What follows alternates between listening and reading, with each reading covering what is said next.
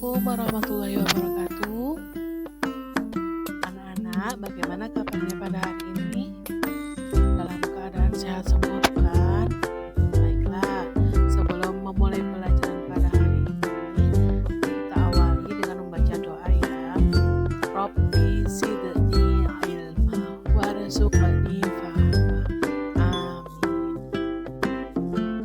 Pada hari ini kita akan belajar tentang hijrah Nabi Muhammad SAW atau bab kelima subbab yang kedua, yaitu kisah perjalanan hijrah Nabi Muhammad SAW ke Madinah.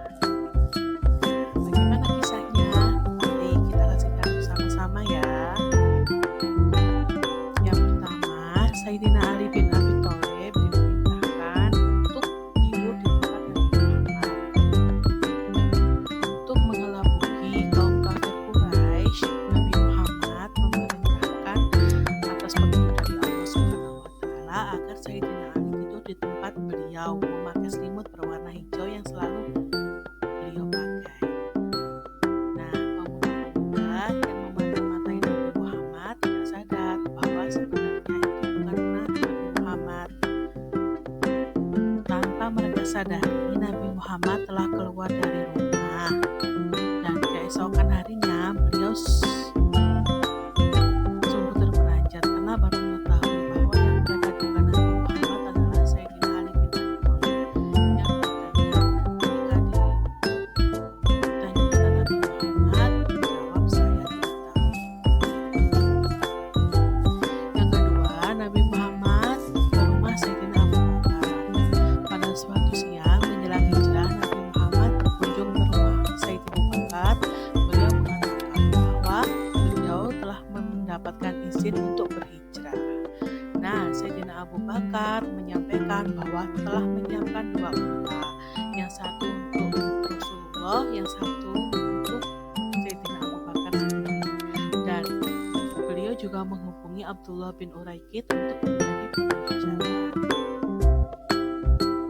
Perjalanan Rasulullah hijrah dimulai pada tanggal 27 Safar tahun ke-14 kenabian, bertepatan dengan tanggal 12 atau 13 September tahun 622 Masehi. Beliau berangkat di tengah kegelapan malam bersama Sayyidina Abu Bakar, melewati celah dalam rumah menuju ke jalan belakang. Hal ini dilakukan untuk berhati-hati agar tidak sampai meninggalkan jejak. Sesampainya di Gua Sur, Sayyidina Abu Bakar masuk terlebih dahulu dan memastikan bahwa tempat itu benar-benar aman. Setelah dapat dipastikan aman, beliau mempersilahkan Rasulullah untuk istirahat. Mereka kemudian, yaitu Rasulullah dan Sayyidina Abu Bakar, menginap selama 3 hari, yaitu malam Jumat, Sabtu, dan Ahad. Setiap malam datang berkunjung ke sana putra Sayyidina Abu Bakar, yakni Abdullah, untuk perkembangan yang terjadi di Madinah atau di Mekah.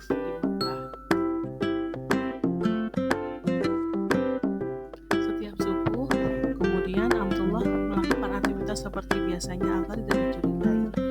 Sedangkan Amir bin Khairah, bekas budak Abu Bakar, diberi tugas untuk mengembala kambing di sekitar Gua Sur agar tidak menimbulkan kecurigaan.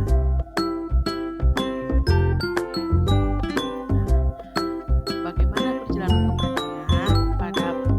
Setelah berlalu hari ketiga, tepatnya pada hari Senin tanggal 1 Rabiul Awal tahun pertama hijrah, bertepatan dengan 16 September 622 Masehi, Nabi Muhammad bersama Abu Bakar dijemput oleh Abdullah bin Uraikid dengan mengantar mereka menuju Madinah sambil membawa kedua unta yang dititipkan sebelumnya.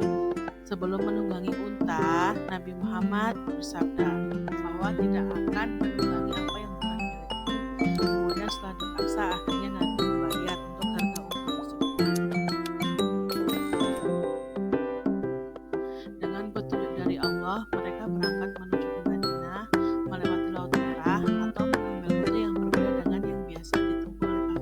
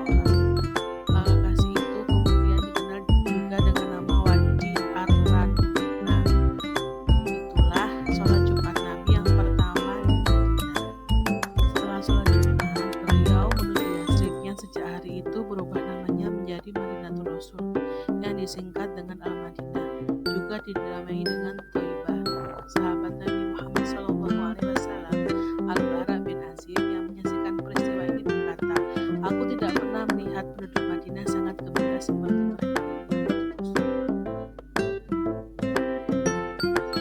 Akhirnya Nabi Muhammad tiba di Madinah. Beliau disambut dengan sangat meriah dari berbagai masyarakat yang mereka menginginkan agar Rasulullah tinggal di rumah mereka. Tetapi beliau berkata, "Biarkan saja unta nanti berjalan." Dia diperintah. Unta kemudian berhenti duduk di lokasi Masjid Nabawi sekarang. Lalu ia bangkit dan berjalan lagi beberapa langkah sambil menoleh kiri dan kanan. Kemudian kembali ke lokasi semula. Di lokasi tersebut bermukim keluarga Nabi Muhammad dari Bani Najjar.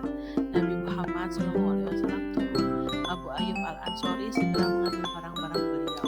Walau setiap keluarga di perkampungan ini mendesak agar beliau tinggal di rumahnya, tetapi beliau mengelak dan bersabda, "Seseorang hendaknya tinggal di mana ia berada." Setelah 3 hari kemudian, Sayyidina Ali bin Abi Thalib menyusul. Selesai tugas, beliau mengembalikan amanat orang yang dititipkannya kepada Nabi Muhammad. Waktu beliau masih di Madinah, istri Nabi, Saudah binti Zam'ah, bersama Fatimah dan Ummu Kulsum, putra putri Nabi, bersama dengan Usamah bin Zaid dan Ummu Ayman atau masa Nabi Muhammad SAW masih kecil, juga menyusul hijrah ke Madinah. Kaum muslimin yang pindah dari Makkah ke Madinah kemudian dikenal dengan nama kaum Muhajirin, dan penduduk Madinah yang membantu perjuangan dakwah Nabi Muhammad setelah hijrah ke Madinah disebut